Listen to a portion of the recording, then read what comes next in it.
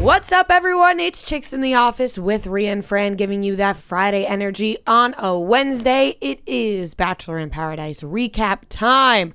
Although I'm very sad we do not have our fellow Trent with us, which makes me incredibly sad. Yeah, I can't remember the last time we did a recap, just the two of us. I don't know. Just the two of us.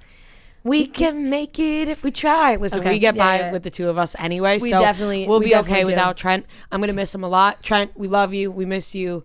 We cherish you in our hearts ever so It's all dearly. right. It's sometimes I get sad because I'm like, oh God, another golf thing. But then I like see like videos of Phil Mickelson like dapping him up, being like, hey, you getting better on the course? And I'm like, okay. Yeah, you forget that he has a life outside of this room. No, it's Yes. like it's just like, okay, maybe it's okay if you missed the Bachelor in Paradise recap so that you could go have conversations with Phil Mickelson. Yeah, it's only fair. It would be disturbing if we were like, no, Trent, you must talk about Bachelor in Paradise with us and miss that. Yeah. So he's not here, but you got Fran and I. We're going to be talking about Paradise. And I think we're off to a good start. I think it was a setup Okay. episode. Yeah. I feel like you have to address the new. Oh, I was new gonna. sign. I was gonna say there's two housekeeping things that I would like to say before we get into the recap. One, we have a new sign. Now Yeah, we I'm do. not gonna. It looks I'm good. not. It looks great. I'm not gonna say anything else except that I do think when we got in our argument last week, I never said that if we removed the neon sign, we would be putting something else there. You know what I'm saying? I think people were like, "Why would you take the sign down? Then there'd be nothing there." We have a new little sign, which is very, very cute. It kind of just blends right in with the wall. And the neon sign is still here. It's just behind Noah, and Noah gets his sign. We get this one. It all worked out. I feel fine about the signs. Yeah, Either way, yes. I feel okay about the signs. I'm not in I think it love looks- with this sign. Wow. Yeah. But I okay. think it looks great. No, I'm not in love But I with think it. that looks way better than the neon sign would have even lit up. That's just my opinion. Oh, really? Okay. Yes. Fair enough. It's bright. It pops. No, I feel like it's going to pop on camera. It just looks clean. It does. Yeah, I like it a lot. I just have an attachment to feeling like we would have had a neon sign behind us. Would have been very cool. But that's Look, okay. I'm feeling perfectly is- okay with this Neon this. is signs are, like, bad. so mainstream. This is now. bad radio. Yeah. This is bad radio right now. But It Well, you is. can watch on YouTube. like Yeah, go subscribe. but like look at I don't understand why we couldn't get one like this. Right. Well, You know what I'm anyways, saying? we That can't didn't talk have, about like, this the right glass You need behind to let it and- the neon sign go. now. No, Yes. we have to let the neon sign go because there is the electrical capacity in this room cannot handle a neon sign. So But also, I think if you go back and watch the first few when the neon sign was lit up, I don't think it looked good. Like I don't think it looked good. I think hot like take. the it just blows out on camera. Like I don't know. Okay. Well, anyways. Well, I mean, I trust your opinion on when something looks good or not good on camera, so I think we're good to go. And number two, I would just a little tease because I think people are going to be excited, and I think we should bring it up. What? You know, we said anybody from Outer Banks, anybody Oh, you want to yes, come on yes, the show, yes. we're begging you. Yes, please. Anybody? Any takers? Anybody. Friday's episode will have Jonathan Davis. Thank you, Lord. Jonathan Davis. Thank you, Jonathan. We love our you. savior. Yes, our Lord and Savior. Yep. He will be on the podcast. So we will Yep. be talking about Outer Banks Season 2 with Jonathan Davis, a.k.a. Pope. Yep. But let's talk about Just Bachelor in wanted to get the Paradise. excitement pumped up for that. Let's get into our Bachelor in Paradise recap. But first, we've all been on a ton of different hair journeys. Rhea's changed her hair many a times. Many a times, although it's Many been a times. it's been since April. You have stuck with this one for a while, and because it looks great, it looks Yes. healthy, it's growing. I feel the same way about my hair. You know, I color my hair as well, and I want to keep it looking fresh, keeping the color looking good, and all those things. So you want your hair products to be made for you. Like the just generic stuff that you go into the store, you buy, like you just don't know if it's really helping your hair what you need, which is why personalized hair care is so great. And Rhea and I love using our customized Pros products. Pros knows there's more to you than just your hair type. They've given over 1 million consultations with their in-depth hair quiz, which is how we got started. The quiz is also very fun, where you just talk about your hair journey, things you've done, and then it also takes into consideration eating habits, damage, where you live, that kind of thing. You know, so if you live in the city and how that can affect your hair compared to other places. So by analyzing over 85 personal factors, Pros determines a unique blend of ingredients to treat your exact concerns. They also have a review and refine feature, so you can tweak your formulas if anything changes, if there's different problems you want to address, or maybe you change your hair color, things like that. As a carbon neutral certified B Corp, Pros is an industry leader in clean and responsible beauty. All their ingredients are sustainably sourced, ethically gathered, and cruelty-free. They're also the first custom beauty brand to go carbon neutral. If you're not 100% positive Pros is the best hair care you've had, they will take the products back, no question. Pros also has great, I love their root. They have, vitamins, hair vitamins, things like that you can take, which are great. A hair oil that I'm obsessed with. Pros is the healthy hair regimen with your name all over it. Take your free in-depth hair consultation and get 15% off your first order today. Go to pros.com/chicks. That's PROSE.com/chicks for your free in-depth hair consultation and 15% off. I'm excited about Paradise this season, I'll say. I am too. This was a big setup episode. Obviously, not a lot happened, but it seems like a lot is going to happen this season. I like the cast. A lot of Grocery Store Joe talk. A lot. It seems like the whole season's going to be revolved around Grocery Store Joe, which I didn't foresee I did not coming, expect. But I'm excited. Yeah, really did not expect that. It happened, like, once the preview came out last week of Kendall showing up, it was like, oh, okay. The drama's coming with Grocery Store Joe, because I don't know if anybody's going to bring it to that level. Mm-hmm. But having Grocery Store Joe back on the beach, it feels right. It feels good.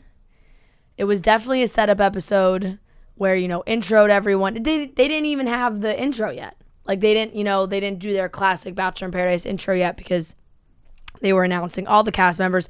The first half hour was total intro video setups. Like, hey, I'm Brendan. I'm excited to meet blank. And I'm Abigail, and I'm excited to meet blank. And so went through all of that. I'm excited. I'm very excited for Lil Jon to arrive on the beach is what I decided. Because his intensity when he introed the show at the beginning, fantastic. I feel like Demi and Lil Jon are going to be a dynamic duo. Does that make sense? I just feel like because of the way that they're posing the trailer, it's like Demi does something crazy and then Lil Jon's like, yeah. But obviously that's just all filtered in. I am also excited for Lil Jon because David Spade. Yeah, well, let's get this out of the way first. I didn't love David Spade, and I thought he was just fine. I saw people raving about him, like, classic David Spade. The enthusiasm wasn't there for me. I get that's just David Spade's personality, but be a little more excited and not like they have you chained to the beach to be there. Because he's just collecting a check. Yeah, he's clearly collecting a check, but put a smile on your face while you do it, David, because you're not giving me anything. I did get a few giggles. I'm not gonna lie. There was a couple funny. There was a couple of funny moments, but like that's David Spade is not like I never expected David Spade to be like, "Welcome to Bachelor in Paradise." I think like his that's just job not how he is just to be there almost, because then like he'll come in the morning and be like to Wells, "What happened?" And then Wells explains everything, and that's pretty much all he does. Yeah, he was there for the intros. I think they wanted those comedic moments because they had the champagne bottle. They had Tammy thinking it was Dave Chappelle. I don't know. It was some weird. Imagine it was intros. Dave Chappelle. That would be the best show ever. It would not be able to air on ABC. If Dave Chappelle was hosting Bachelor in Paradise, would be my favorite show ever. just picture that. It's ridiculous. And John Mayer comes out it would as be just the bartender. Ridiculous. I feel like Dave Chappelle would just hang out with everyone on the beach. Like, tell good stories. Yeah. They wouldn't even fall in love. They'd all just fall in love with Dave Chappelle. They'd just be sitting around a fire listening to like stories. Mesmerized by his words. 100%. There, it's the intros were all all right. The biggest one, it's probably. Well, we can start with Victoria. Victoria, she made the transition from queen to goddess. I feel like it's my time to transition from Coochie Monster to Victoria because I didn't get the urge to call her that last night. I almost forgot that it was even her nickname. I didn't send out one Coochie Monster tweet. No need to thank me. No need to applaud. But I didn't send out one Coochie Monster tweet because for some reason I didn't get Coochie Monster vibes from her. We said this on Cutting Stems, but Bachelor in Paradise does always feel like a clean slate for everyone. They come down the stairs and you're like, I forgot about that guy, or I forgot why that person bothered me, or anything, and you kind of see what happens for them. Carl, I didn't feel that way, but we can get to that. But for Victoria, it was like, okay, she obviously still has her stick. She does what she does. Goddess, the whole thing, whatever. But she looked great. I like the blonde hair a lot. She's better as a blonde. I thought she looked good. Really good. She did. Like, really good. Yeah. Her body is amazing. She looked good. She looked really good. Yeah. So Coochie Monster is now laid to rest, and Victoria will be using will her now given be name. Yes. Kenny. Vicky for short. Yeah. Queen Vicky. Kenny showed up naked, obviously not naked because there's no way he could actually be naked, but he probably had some kind of very tiny Speedo of sorts on, would be my guess. I was unaware that Kenny was a nude model at some point in his life. And that seemed to be the joke, or perhaps a joke that I was unaware of and people were, but I didn't get it. I was like, I get it. Kenny has a good body. He looks good. He's proud of it. But like, what's the joke about him being naked? I guess that's the joke. I guess that's it too. Yeah. I was also confused. And then during Cutting Stems, people were writing in the chat that he was a nude model, and so I looked up the pictures and Can confirm he was a nude model. I can confirm he was a nude model. I haven't found the non-blurred ones, but I found some ones that were blurred, and his penis is out. Yeah, nude. He's nude. He's nude, holding a chicken. It's like very interesting. Oh my God. I mean, I'm sorry. I'm looking at these pictures again. And he's like smoking a cigarette, all steamy, like fucking legs spread, dick hanging. Holding a chicken? And one of them, yeah. Chicken. Oh, one of them, he's just spreading his butt cheeks open.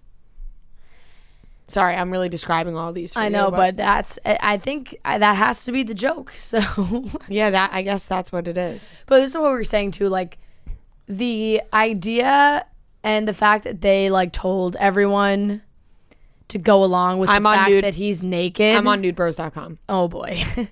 Just wanted everyone to know I am on nudebros.com and I have seen the unblurred images. And I will say no further.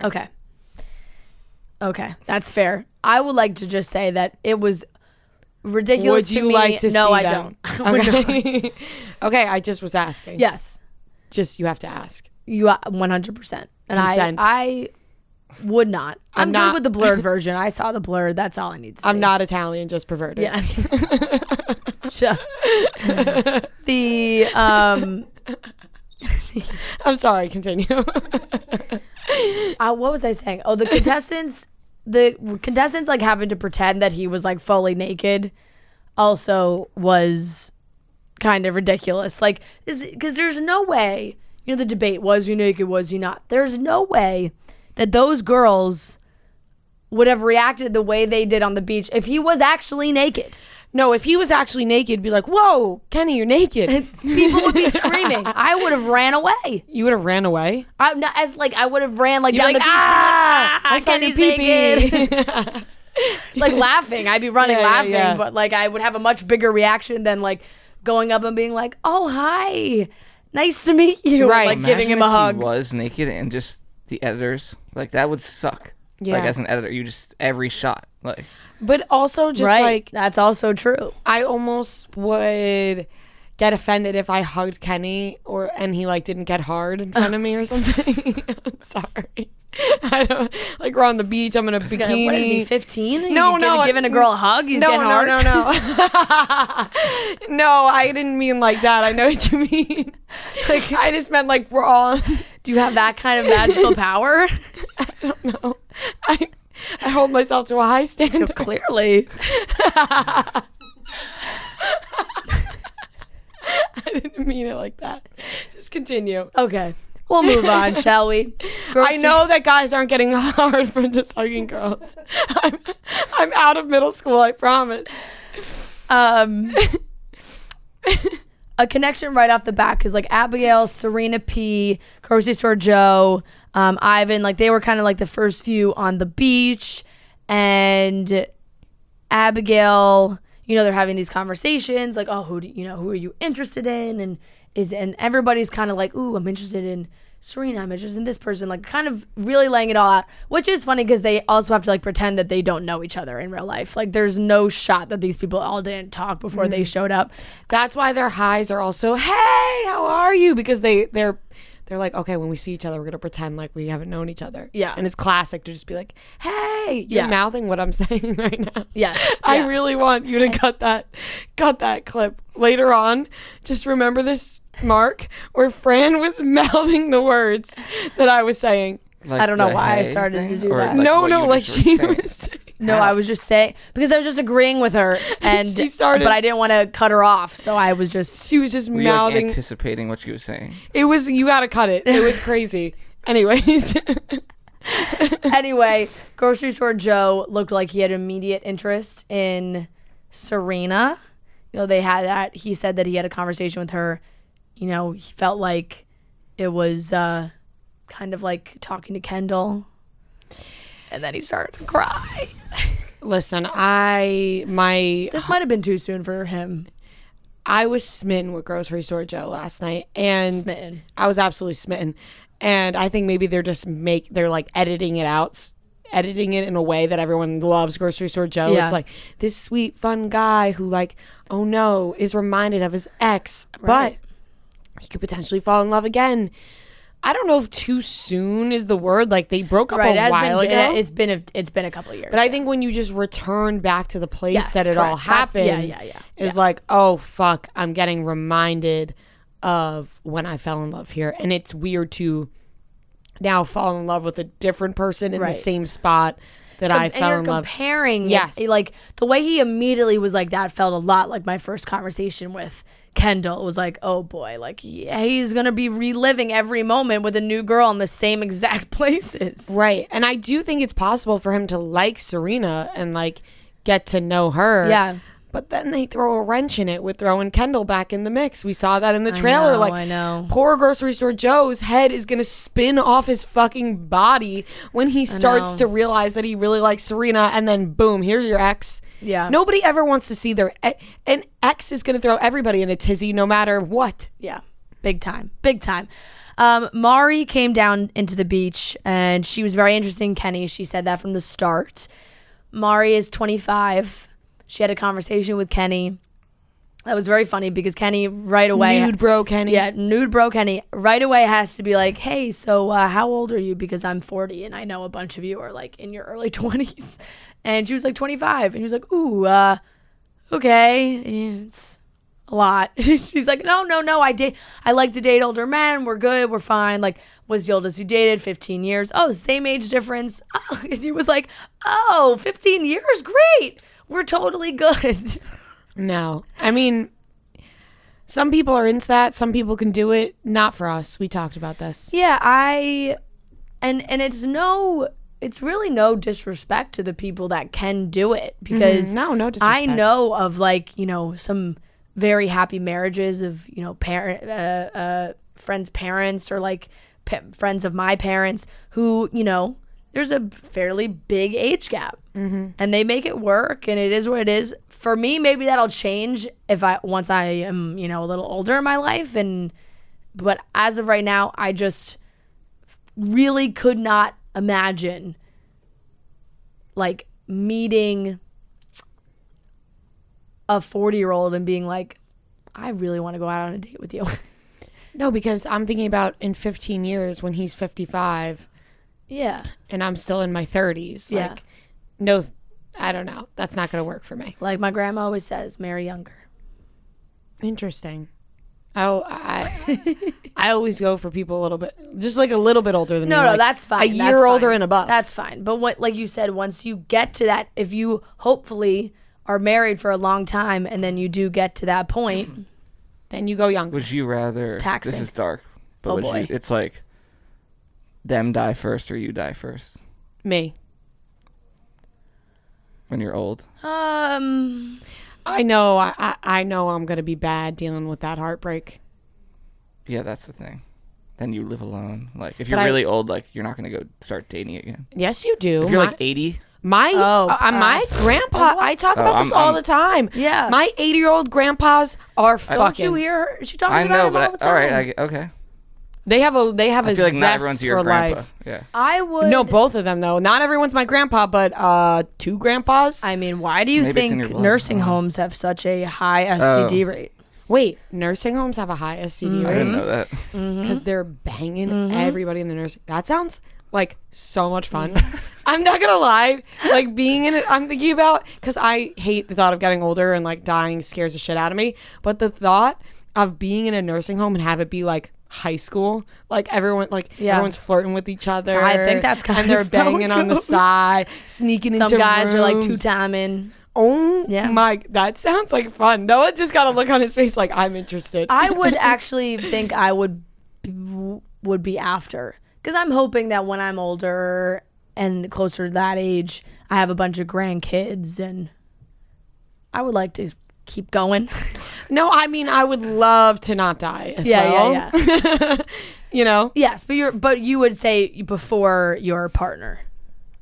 That's like the saddest thing. Like when you're in a restaurant, you see like an old person by themselves at a Shit, table. I'm getting real. Let's move on. I'm getting real sad. I don't want to die. I don't want to die before my partner. I don't want to die after my partner. I'd rather die with him. All right, let's talk about dating your uncle. Oh God. Dating your own uncle? Not dating your own uncle. Friend. Oh my God. Where are you going with this? Dating a girl dating your uncle if you're a boy. Where's your head at?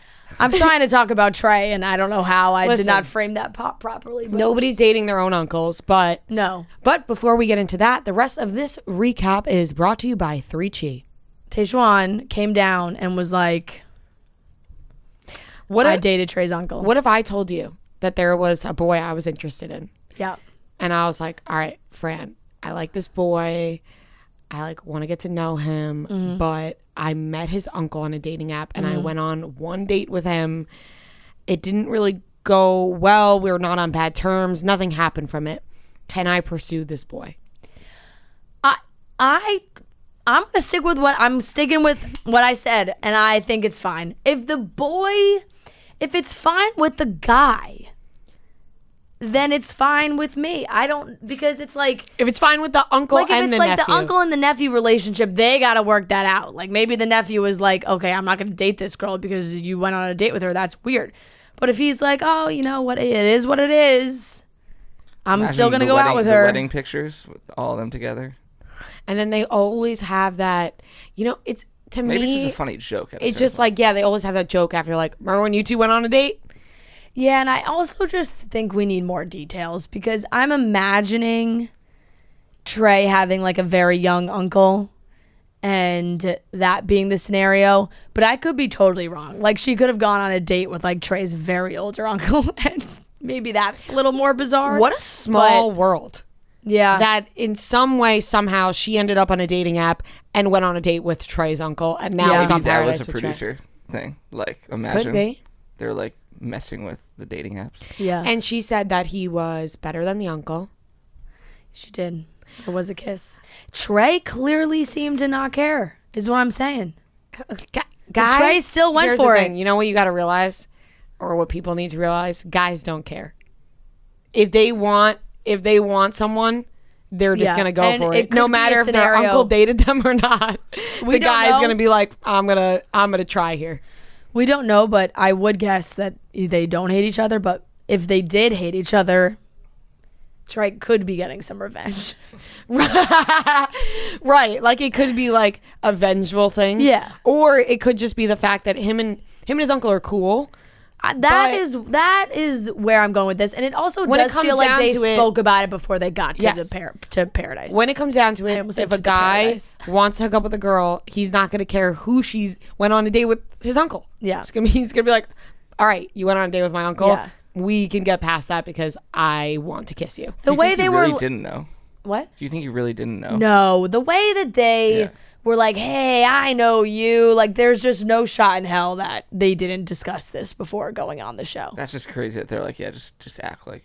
Well, that's how they all act. They all act like they don't know each other. I mean, Natasha and Grocery Store Joe literally host a podcast together. Like, it's like, you know what I'm saying? Like, they all know each other. They all talk. That's what Blake on his Instagram story, not Blake Moynes, Blake. What's, Blake. Stagecoach Blake? Yep. Okay. I always say his last name wrong, so I'm not going to do that. But he was on his Instagram stories and was like, it's so ridiculous that they all have to pretend that they haven't been talking or DMing each other for like the last few months, like getting ready to figure out who's going to be there and like who they think they want to be with. And Blake is pissed because he got his shit blown up. Yeah. And so he's like, where are their DMs? They're all fucking making out the first night. Like, they clearly had some connections where they all paired off so quickly. Like, Aaron and Tammy paired off in 2 seconds. Connor and Marissa paired off in 2 seconds. Trey and Tejuan paired off in 2 seconds. They had that uncle connection. Yes. Abigail and Noah, immediate connection. So there's just no way that there isn't some communication. But let's talk about Abigail and Noah's date. She got the first date card. Seemed like it was going very well. But then it kind of took a little bit of an awkward turn when she was like, oh, I don't really date much because I just like friend zone everyone. Yeah, that was interesting because it kind of felt like Noah was like, well, are you just going to friend zone me then? Right. What am I doing here? Yeah. Or he felt it more, boys like a challenge sometimes. Maybe he was like, I'm going to prove that you're not going to friend zone me. I like Noah's look on Paradise a lot better than I did on The Bachelorette, just saying. I like the stubble without just the friggin' one mustache. I like cute. I like Noah's vibe. I do like Noah's vibe. He's another one that gets Fun, a blank, playful, that gets a airhead. Like a blank slate. Yeah, I'm here for Noah. Like Yeah. I said, fun, playful, airhead, wants to have a good time. Really likes Abigail clearly from the start, went right for her. Seems like he doesn't have any ill will, could potentially hurt a girl's feelings, but not mean it. Yeah. You know what I mean? Yep, for sure. For sure.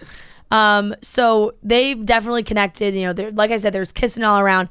Grocery Store Joe was having a tough time. Everybody's talking about he's sulking around. He's talking to Wells. He thinks he wants to leave. He goes to have another conversation with Serena where he's, opening up a little bit. And then she's like, oh, by the way, how old are you? He's like 35. She's like, oh, fuck, 35? Yeah, she was caught off guard by that. It didn't stop her, though. It did not, because then she was like, how old do you think I am? He said 24. And she was like, haha, actually 23. Yeah, I'm hesitant about their age reactions to both of them, but then they seem to hit it off. I know. This is where it comes down to, too, where it's like, it's such a, I don't know, it's such a connection thing. It's such a person by person situation. Serena does seem very mature for her age. Like, when you look at it, Kenny and Mari isn't that crazy. It's a 3-year difference than Grocery Store Joe and Serena. It's just when you put the 40. The 40 is, it hits a little bit harder for sure. 35. But she was like, oh, you're going to be 40 in 5 years. Like, really. And she won't even be 30. Exactly. But it, like you said, it didn't seem to matter. He still went in for the kiss, which first seemed like a stumble. But then he readjusted himself, and it looked like a good kiss. Right. I mean, he obviously has kissed people since Kendall, so it wasn't like a first kiss after that. But it seemed like he just wanted to make sure it was comfortable. Yeah. He had to adjust himself, so it was awkward at first. Yeah, exactly. And like we said, I'm not going to slander Grocery Store Joe for Trent that. yelled so loud when we were watching it. He did. Oh my God. Yeah, he did. Well, it was uncomfortable at first, but I think we all agreed that he salvaged it. The rest of it did look like a good kiss. And I appreciate that. Give me the one awkward laugh moment to begin with and then a really good kiss. It's better than having forcing a awkwardly angled kiss. Yes. Especially on camera. And then you remember that your first kiss was really awkward. Yeah, exactly. So we were told that, this is going to be the men will be giving out the roses, so there's going to be girls going home. I thought another guy was going to show up, but I also just want to mention Carl's here. I don't know what he's going to do, but he spoke for 5 seconds and reminded me that I did not like him. I don't care about Carl being here. Carl didn't get a blank slate for me. Yeah, it's like, Carl, too soon. We don't care about you. Yeah, really just so unfortunate. That part where she's asking him what that one girl was like, what's your name? And he just was completely ignoring her. Very weird. Very weird. But right at the end, Demi showed up, and we know that Demi is there to just fuck shit up.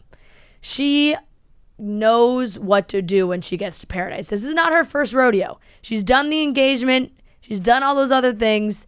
She's here to fucking make out with a ton of different people and for couples to break up or make up or get some love triangles so that there's some drama. I want to know how much Demi got paid to do this, because I feel like they just gave her a fat check and said, get in there and stir it up. Needed it. Don't get engaged. Everybody like paired off and was like all happy, and like the girls like Kelsey, Natasha, Deandra, like they were like, okay, like hope another guy shows up. Everybody's like already in love. Yeah, this is going to be very interesting. I wonder how the crowd is going to react to Demi after this, because I feel like everyone needs to remember Demi's going in there to entertain. Yeah, like people, for sure. They can't take it seriously, because if they take it seriously, everyone's going to hate Demi and they're going to turn on Demi. But I think if you just look at it in the lens of like, we know what she's there for, and then she's people not will taking appreciate it. No, there's no way she's taking it seriously. She's going in there like this is one big fucking joke. Yeah, and I'm gonna. She was hitting on David Spade as soon as she walked in. David Spade and Demi might fuck. Yeah, who knows? Anything could happen this season. Exactly. She's there to stir the pot, make things happen, which we're definitely going to see. There was a lengthy promo at the end of the episode, which honestly was better than the entire rest of the episode. Those 3 minutes or however long it was were juicy. Ton of makeouts, a lot of people making out with other people, Demi making out with a bunch of people. Grocery store, Joe looked like he told Serena that she's the second girl he's ever loved. We're getting, and then Kendall shows up. Thomas and Becca. Joe. Oh, Thomas and Becca. Jeez, I'm rolling my eyes. I would like to give Thomas a second chance, but just the way he's going to come into Paradise, it just reminds me, and this is a looks thing, an attitude, like just reminds me of Josh Murray so much. And I still feel like PTSD from Josh Murray on Bachelor in Paradise. Josh Murray's kissing noises. That's all I have to say. Yeah, like, yeah, so I guess that's going to happen. So I guess that wraps up this recap. Yeah. Oh, want to give a little special mention to Brendan. We didn't talk about him at all. Oh, yeah, Brendan's looking hot. Brendan is looking hot. Who was Brendan?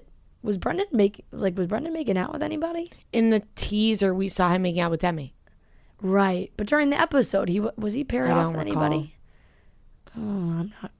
Wasn't it him on the beach at night with Natasha? Natasha. Or was that someone else? No, that was Natasha. Yeah. But it seemed like he was one of the only ones who was talking to multiple girls to get Joe, which is funny because I'm pretty sure, you can fact check me on this, but I'm pretty sure he was like straight up dating Piper before they went to Paradise. Piper is absolutely going to show up at some point. Mm-hmm. And I will see what happens, but like, that's what I'm saying. Like, I'm pretty sure he was like, had something going on with Piper before they even got there. So I don't know if that'll play out a la Blake or not, but it should. We have a fantastic interview with Dorinda Medley. We absolutely love when she comes in. She's just a ball of energy. She's great. And I could honestly sit and listen to her tell stories for hours. I get chills. I get chills listening to her talk. It's just great. She just has the best stories. We're so excited. Before we jump into that, guys, just a reminder that there is a big fight coming up. You all know him. Jake Paul versus Tyron Woodley, Sunday, August 29th at 8 p.m. Eastern, 5 Pacific on Showtime. It's a Showtime pay-per-view, and Most Valuable Promotions presents Jake Paul versus Tyron Woodley, a 5-fight pay-per-view event in Jake Paul's hometown of Cleveland, Ohio. The professional boxing card will take place on Sunday, August 29th. The action-packed pay-per-view telecast will be produced and distributed by Showtime Pay-Per-View, beginning live, like I said, special time, 8 p.m. Eastern, 5 p.m. Pacific. The Barstool Sportsbook is the official sports betting partner of this fight. We'll have tons of ways to bet Fight Night, along with special boosted odds and featured bets. Like I said, the main event will be around Jake Paul, who you just can't turn your eyeballs away from him. Even if you don't like boxing, everybody wants to see Jake Paul in the ring and see what he does. He's taking on the former UFC champion Tyron Woodley.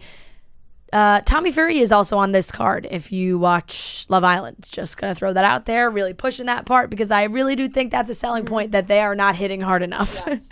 That there will be ladies out there that want to watch Tommy Fury fight, and he is on this event. So tickets are on sale now and can be purchased at rocketmortgagefieldhouse.com. And order now on the Showtime app or showtime.com/PPV and watch the event live on any supported device. The event is also available via all major cable, satellite, and telco pay-per-view providers for $59.99. So once again, go to showtime.com/PPV to order now. All right, everyone, we are here with a very special guest. We have Dorinda Medley, whose book, Make It Nice, is out now. Welcome back to the show, Dorinda. I was going to see if they could guess who it was by my voice.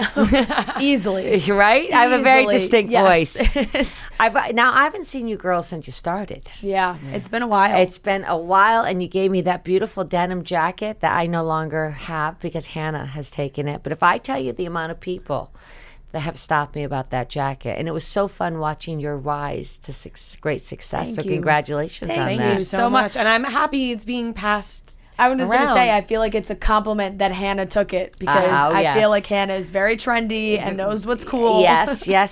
I mean, she took that and she took a very nice Balmain dress. So her tastes are up there. Amazing. Ooh, okay. I love that. That's a compliment to us. Yes, definitely. Now, I want to know if I do a good interview, if I get this incredible plush toy that's in front of me. That thing is everything. That is a big prize that you really got to fight for. That's Fran's, right. and she's very these things protective are called over them. Squishmallows. I have two at home, believe it or not. Really? I have the donut and I have the penguin. Perfect. Yes. That's Beulah, by the way. She's That's her named name. Beulah. They sent a bunch of them, and they're great. Well, squish toy, I would like Beulah sent to me immediately. You can hang out with Beulah right now. Perfect. Because She is lovely. This looks like a Sunday afternoon to me. I know. Wait They're till Hannah great. sees this. Yeah. With the Are you hair just going and to pass everything along to Hannah that we have? That's how it goes in my house. I love it. Well, we're so excited about the book. I am too. And you look great. Make It Nice. What more else can could you say? What else could you name the book, What right? more can you say? I said to Hannah the other day, I think I'm going to have to put on my gravestone, Made It Nice. Cocktails at 7, because it is such, people identify with me with that phrase everywhere I go. I was in London, I remember, right before the pandemic. Yeah. And I just was checking into the Barclay Hotel, and I thought, oh, great, I can be that person, that London person again. And someone literally went by in a cab and yelled, "Make it nice!" I thought, oh my God. That's amazing. Even here at 2? Yeah, that's awesome.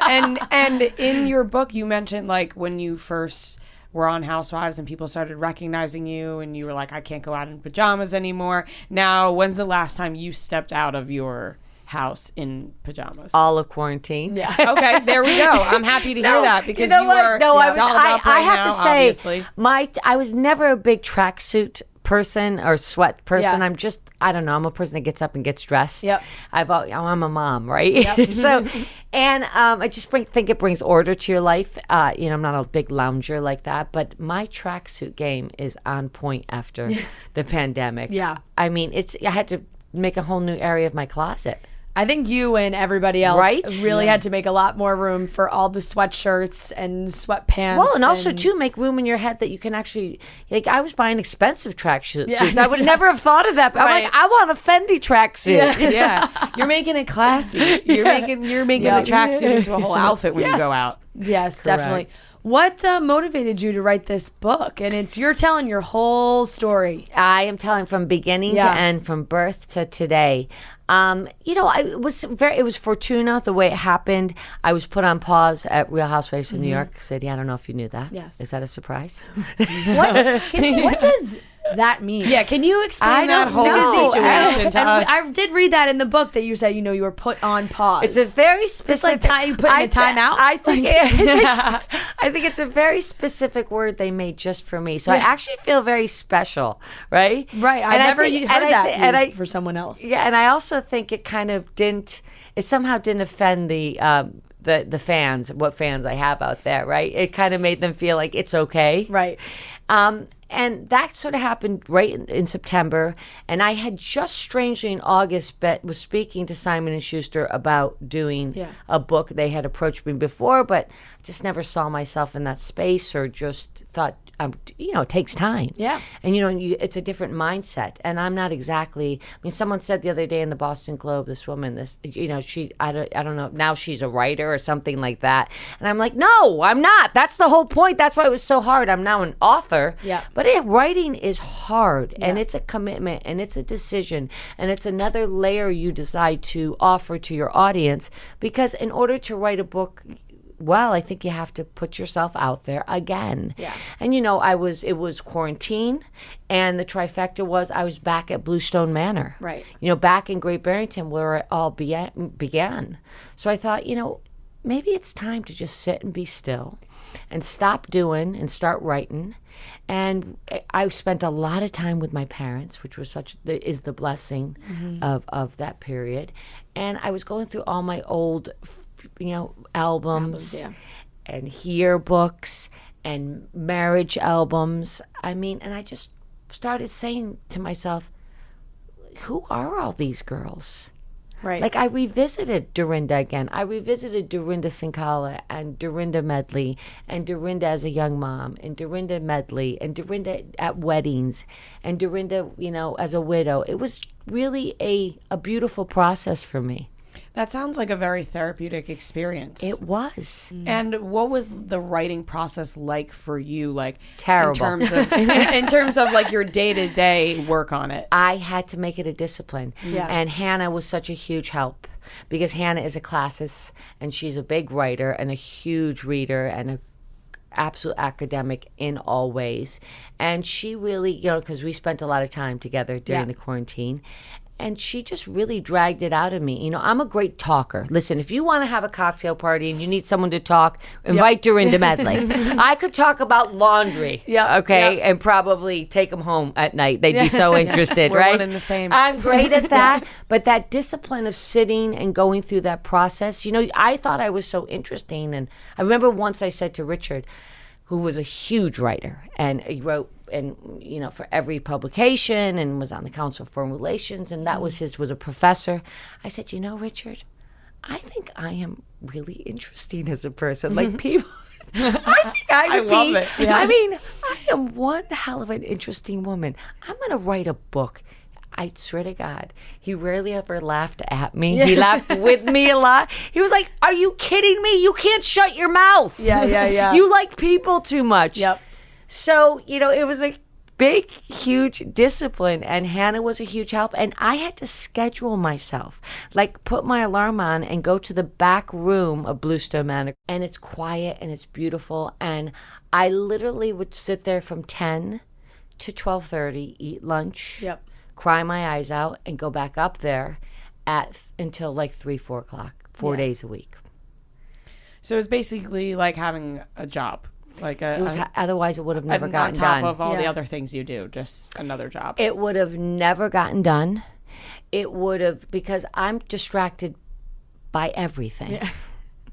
Yeah, and I also think that maybe the pause for writing this book and those two things combining is for the best, because we know that the women writing books has very much been a topic of conversation during the season. Well, you know what? And the thing is, you can't write a good book unless you're well, and I'm assuming it's a good book. You can't write a book you're proud of. Yes. Or a book that you think is worth giving to the world, unless you've had a lot of time to write it, rewrite it, rethink it, re-edit it, live in it, discuss it with other people. Because remember, I have a lot of other characters in my life. I have Hannah, I have Richard's stepchildren, I have my parents, I have my brothers, I have old boyfriends, I have my husband, my ex-husband, Richard I couldn't speak to, so he was okay with everything.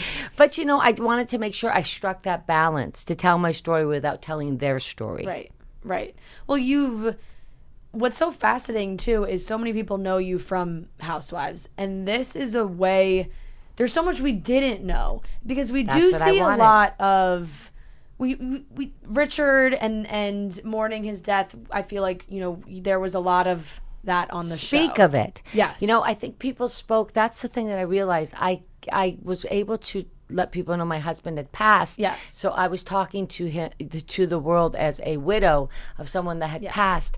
I don't think people really understood the process I went to live it. It's a very different thing to talk about someone that's already passed, because the gift of that is that you can turn them back into what, the beautiful times, the restored person. But I don't think people ever walked in my shoes while I was going through it, when it wasn't nice, when it was terrible for the family, when he was sick and the family was sick. I always say, if you learn anything going through a process like that and journeying someone to their death, is not only is the person sick, but the family gets sick, because your whole life becomes that person. Yeah. And on top of that, the relationships you had pre-Richard, we did not really know about. We knew Hannah's dad was a man that existed, and you had a good relationship. Yeah. But reading about how you guys met in those early years of marriage and living this life in London that by the way, was I lavish. I thought that the truth of the matter is, if I hadn't divorced Hannah's father, I would still be in London. Right. So not only was it sort of, I was there and I was sort of an expat. No, I was part of the British Royal, because my husband was Scottish, and we were going to stay there forever. So that was a big, not only physical shift, but mental shift, because I had to make that decision when I married Ralph that that's going to be my life. I'll go home 2-3 times a year maybe, and I'm going to, be that person. Now, looking back on all the things that you've been through, all the things you wrote about, would you say that you feel like you came out on the other side of each of those situations? You know how when you're in a situation, you feel like you're never getting out of it. Do you feel a little more at peace with a lot of the things that you wrote about? I feel more, of course, but I feel proud of myself. Like I'm like, God, I was a pretty strong, badass woman even early on. And I made some very important decisions that not only changed my life, but in a lot of ways changed or could have potentially been not great for Hannah, but because of the way Hannah and her father navigated it, we navigated it together because of our intent, because of the way I had a vision for not only myself, but for my daughter. And I was very, very aware of that vision. And it didn't always work out the way I wanted. And it, took these twists and turns. But I really feel like overall, with so many different experiences, I kind of managed them well. Mm-hmm. And obviously with Hannah and your life, you're very busy. You have all these things. You're very in tune with yourself. How do you manage her life as well? Because as somebody, I feel like I can't even take care of myself. Well, Hannah's 27 now, so that's the one thing. But Hannah has always, I think the thing that's interesting, you got to remember too, the audience only met me post Hannah. Like, not that Hannah's still, not my daughter still, but I mean, she was no longer living at home. She was an adult. Yeah. So you never really saw Dorinda as a mom. Right. And that was my everything. Like, and Hannah still is my everything, but now she has her own life and her boyfriend and her apartment. And, I'm still hugely part of her life. But when Hannah, when I was in that time in my life, she was my focus. She was my north. Like, I had to navigate even my working career. Yeah. I navigated against Hannah and how it would affect her. And her father was always, not only her father, but Richard, we always worked on a team as that. Yeah, that is one of my favorite things, seeing that, because you also included a little bit of what Hannah had said when Richard had passed, and the words that she said, which were so beautiful. But like you said, we haven't seen the younger mom years. No. Seen the older mom years. I loved the story of Hannah having the nice clothes that she stuffed under the bed. That's a true story. And that you realized she stuffed and gave them to Goodwill because she wasn't taking good care of them. It was? I was always straddling, because I didn't grow up with it. Right. I grew up beautiful childhood. But, 4 kids, we never had a lot. I didn't know at the time we didn't have a lot. But, I started working very young. And we just didn't have abundance. And when I wanted that for myself, it trickles down to your kids, right? So you have to straddle making sure that they don't assume it. You don't see a lot of Upper East Side moms doing things like that. So I realized that Hannah was no longer... I'm like, oh yeah, let's go to Bergdorf's and buy something. And she, for me, I was still excited about it, but for her, it was becoming her norm. Yeah. And that was really my fault. Yeah. Right? So I had to kind of teach her. She remembers that to this day. Oh, hi. She remembers that story to this day. She was coming back. She's like, oh, Mom, thank you so much for cleaning up my room. I'm like, no, I didn't clean it up. Yeah, I think that it will be so impactful because I think there are a lot of moms out there that threaten that. Yeah, no. And who don't actually That was do it. I always say about my moment at Bluestone Manor when I yell out, make it nice. It's not really, it's the sentiment. Yeah. We all as mothers or as people doing stuff for people or entertaining, we get to a moment where we're fed up. It really is, I'm fed up. And that was my sort of fed up moment because I realized it is difficult to raise these kids in these environments because they just all have so much. Yeah. And you don't want them to not have, but you want to manage it because, it's you go out in the real world, it is hard. Unless you have a huge trust fund or something, it is hard. Yeah. Yeah. And pretty fast. Extremely, especially in this city. And I think that it's a good thing that you know that growing up without having that, because if you grew up having all of this already, then you wouldn't be able to teach your daughter otherwise. Well, it's so funny when I was back at home during COVID and stuff in quarantine, and I would every morning kind of get up from Bluestone Manor and go visit my mom and dad, and I found myself laying in my twin bed. I was like, this is cozy. Yeah. I remember, and my mother would, I'd be like, Mom, can you make me a grilled cheese sandwich? I fell right back into it. And I was looking at my closet. So I shared a room with my sister. Yeah. Melinda, okay, who we all know and love. And our closet was tiny. Yeah. And I never remember thinking that was odd. Right. Yeah. That's what's one of the greatest things about, parents or grandparents that continue to stay in that house or be in that. Yes. My mom's parents are still in that same house that they grew up in Queens, and when we go, my mom and her sister have had that moment as well when they've had to stay for a night or something, and they look at each other and they're like, how did we live like this? Oh no, it's a total concord back to youth. I mean, I have every religious statue still in my bedroom. I said to my brother after I slept over one night, I'm like, how did I ever have sex? Because I've got the cross in front, Virgin Mary on the left, St. Anthony, St. Joseph, there's a saint for everything. I'd spend the first 10 minutes of my day kneeling, bowing, kissing, hugging, dabbing on the holy water, making sure, okay. Yes, and before bed too. Yeah. So it's no wonder that we ever left and, had sex. Thank God. That Bluestone Manor has become so iconic, and I did see today a People exclusive that you will be able to stay potentially at Bluestone What do you Manor. think about that? That is, I'd love to stay. That's what I think about it. I'm surprised. Yeah, I'm surprised, but in a good way. I'm surprised you would allow something like that. No, because it's a very unique experience. Yes. When they first came to me, I thought, I'm not letting someone stay in my house for a week. You know what I mean? Yeah. But You don't know who they are. No, I don't, but it's just they're doing these great experiences when they're trying it out, I think, with me. And just let me preface it by saying people think that Bluestone Manor is like an urban legend. Yes. I don't think they think it's real. They think it's some. I mean, even with the way you talk about even it. with the fish room That's what I said. scenario, Yeah. it's like people were devastated when they heard I redecorated the fish room a little bit. Angry DMs. How dare you? Who the hell do you think you are? I'm like, the owner of my house. I mean, if I could sell a night in the fish room alone, Right. I mean, I could basically, not have to give Hannah anything she wanted. But you know what I mean? But I think it's a bit of an urban legend. And even when I do Zooms and they open up and I'm in that blue room and the big paintings behind people are like, oh my God, you're there. I'm like, well, where else would I be? Right? Yeah. So, and I also love when people come up to visit and you guys don't see Bluestone Manor because you see it in the vision of how we film it. Yeah. and people love it. Like, people love this character, Bluestone Manor.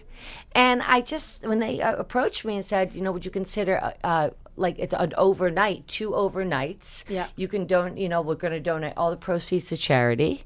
That's always a great buzzword to me. Yep. Ronald McDonald House, we're going to vet. It's not like I'm opening up the door and anyone that wants to walk in. I mean, Airbnb is one of those professional places. I ticked and tied all of that. And, they're going to have security there. And I just thought, it's a great story. Like, I am dying to hear what people, because afterwards I get to interview these 2 people, and nice. then I'm going to have a virtual cocktail party for all people that didn't get the stay or didn't get chosen for the stay, and then they can buy tickets to that. I just want to see what people think. Oh, like they're gonna love it. If it's as great as they think. Yeah. If it's not, was it as you expected? Did you know that it had 18 acres? Because you don't know all that. You got to remember, I have huge grounds that you guys never see. Right. People are going to freak gonna out. love it. Also, are you how love it. much say do you have in who's staying in the house? I trust Airbnb, and we've set up all that, and we've been talking about this for months, because obviously when they first came, I just couldn't get my head around it. But then as we talked about it, I actually think it could be an ongoing thing, folks. I'm thinking Christmas. My God. And I'm thinking I need to walk out of the bedroom. That would be, Christmas. Or Halloween. Yeah, Halloween would be amazing. You could Christmas do all would be holidays. amazing. Christmas is amazing because I feel like there are so many fans of you and of just the character Bluestone Manor that would be like, that is going to be the Christmas present for, someone I love who loves all this. Do you want to hear a funny story that Hannah, after I was put on pause or whatever everybody's so uncomfortable with that. Everybody kind of, but Hannah came in and I was sort of laying in bed. And I'm like, wow, okay. And she says, Mom, listen, let me ask you a question. Now, I've been decorating since Hannah came home from the hospital. She was born on December 26th. She came home to a fully decorated house. To the point when Hannah was like 8 years old, she said to me, other people don't have like 7 Christmas trees or something crazy like that. So after the whole thing, I was laying in bed kind of thinking back in Bluestone Manor. And she says, Mom, you're still going to decorate, right? Very important. Yes, of course. Oh, that's so funny. That was her takeaway. Yeah, yes. Right. Right. Not like, are you okay? How are you doing? It's like you're still gonna you're still gonna make it nice. You're okay. You're still gonna make it nice. Now we have to ask if you have been watching any of this season that is going on right now. There are a lot of rumors circulating that it's just not quite the same without you. The ratings have declined. Wow, I'm on pause, so I'm like a Memorex tape. I just can't speak. Listen, maybe something's missing. I don't know. Yeah, we think there might be. Listen, they had a really tough season. Very much so. I have to say, it's not like, and people that say, oh, but the other franchise. Well, you got to remember, because I lived it. We're filming in New York City. Yeah. Then there was and our life in New York City is restaurant and people and events. Social and I'm not, life, I'm not trying to smooth the question over, but it's true. I came back to New York City a couple times during it, and there's nothing going on. We girls are people that on the show, think about the episodes. It's jam-packed with events and people and activities. So you have to kind of take that consideration. Yeah, definitely. And the world was just, not in a great place. Yeah.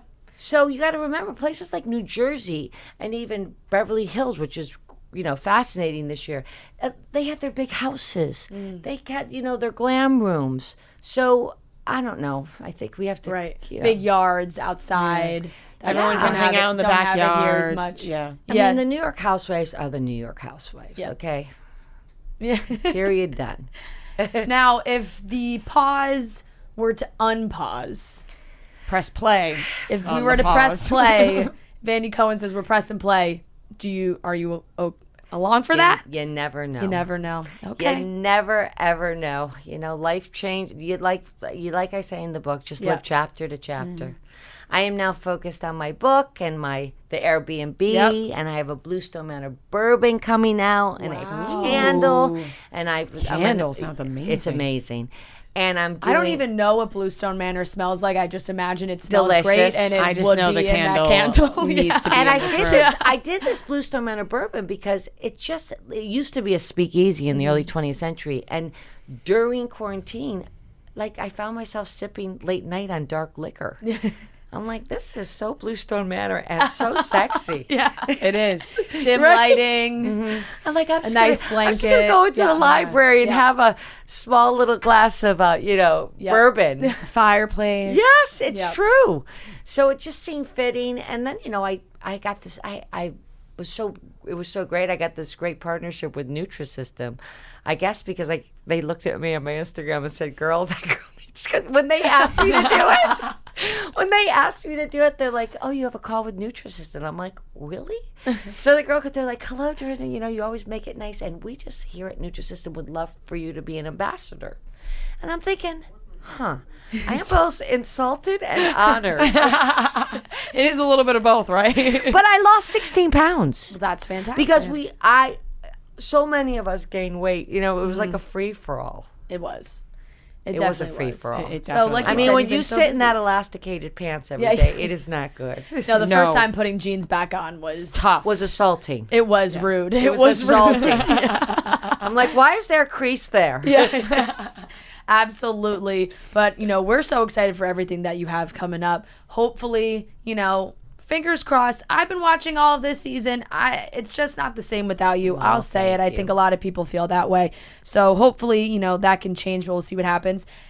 The last thing, because I feel like you were able to reflect so much on your Housewives time in the book, what to this day now is your favorite Dorinda-ism or your favorite thing people yell at you? Because Well, I feel like there's so many now. I mean, listen, there's this. Everybody, I think everybody is. The summertime go-to is not well, bitch. I mean, I don't know what it is And I think about it was summer. also the COVID one as well. Oh, Like, I think forget that it. went wild, where it's like- I couldn't keep. I decided during COVID to start Shopify and put my. Someone came to me and said, "Why don't you make a couple mugs?" I did this not well, bitch mug. Yeah. I ordered 250. I put them up. They were gone the next day. Yeah. I'm like, what? I made my 90-year-old father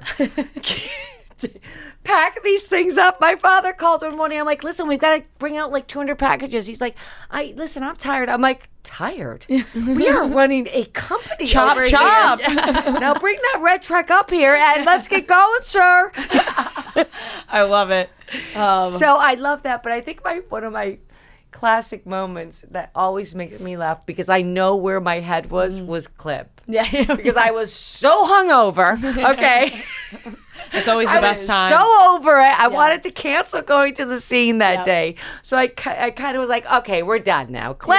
Clip. Even the guys, these great Bronx guys in the corner they were hovering from me. That is the one that I think anytime people just picture it in their mind, it makes them laugh. Yeah, it makes them You know, laugh. instantly or smile, laugh, whatever it is. It's one of by far And the I best love when ones. Sonia goes, oh yeah, you're a businesswoman.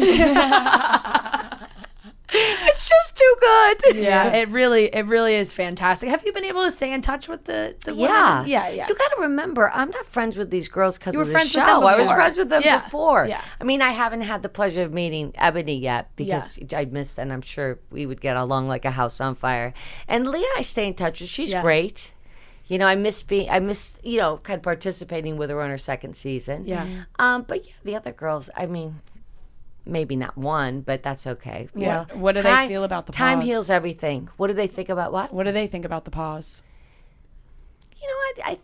They love me. Yeah. It's a funny thing. We talk to each other often on the show, and yes, of course, Housewives is a big part of our lives, but our friendship's a big part of our lives. I think people think that all we do, we film for the 4 months, and then we're friends. We go to lunch. We talk about it, of course, and we gossip about it, but we're friends. Yeah. Yeah. Absolutely. Absolutely. Period. Yeah. Well, I just was talking to Luann the other morning, actually, and we were having a big laugh about something. And, we had that moment where we were like, this would have been one of those great housewife moments. Yeah, and we love Luann. Because we have coffee, because she's an early riser like me. So she's always like, Dee, are you up? It's like, 7:10. I'm like, yep, I'm up. What's going on? What do you need to chat about? But that's great. We love to hear that. And like you said, we hope that you can, we'll hope something happens in the future. That's all we're going to say. But maybe Bluestone Manor. Maybe Bluestone Manor. Maybe we should be talking to Andy about doing something at the famous. If Airbnb wants to do something at Bluestone Manor, that's very true. why doesn't There you Andy go. Cohen? That is very true. If it's good enough for You Airbnb, girls can come up. Oh, I would love that. yeah, quite literally a dream. The book is available everywhere books are sold. Everywhere books are sold, and you can download it digitally. And the great thing about that is they came to me and they said, do you want to do the audio? Yes. Or just you want someone else? And I thought, you have to do it. No, also you have a great speaking voice. Exactly. That's what I'm saying. Like, if you're going to listen to Dorinda Medley's book, you want to hear it in Dorinda Medley's voice. Yeah, and doing the audio was hard. Yeah. Yeah, that's not easy. No, every time I literally bawled my eyes out. I mean, my most happy chapter to talk about was Hannah. Yeah. It's sentimental, but happy. Yeah. My saddest chapters were to talk about, God, I'm going to cry now, were my grandparents. I forgot how much I miss them. Yeah. Oh. Like, I really miss them. And, of course, Richard. I'm going to cry. I know, but it's one thing writing them and not the verbal, speaking it out loud. I would be like, emotional. I would start talking about Richard. I'd be like, and the day we found out, I'm like, hold on a second, I'll be right back. This wonderful woman, Randy, that did it with me, it was so patient. Yeah. Well, that's a beautiful process, and I think everybody will appreciate and feel that when they read the book. So please make sure you go pick up a copy of Make It Nice. We have ours. We love it, and we know you guys will have it too. Thank you so much. Thank you so much for coming. That was great. Beautiful. That wraps up today's episode of Chicks in the Office. Make sure you're subscribed to us on YouTube, Apple, Spotify, wherever you listen. And we love you guys. We'll talk to you on Friday.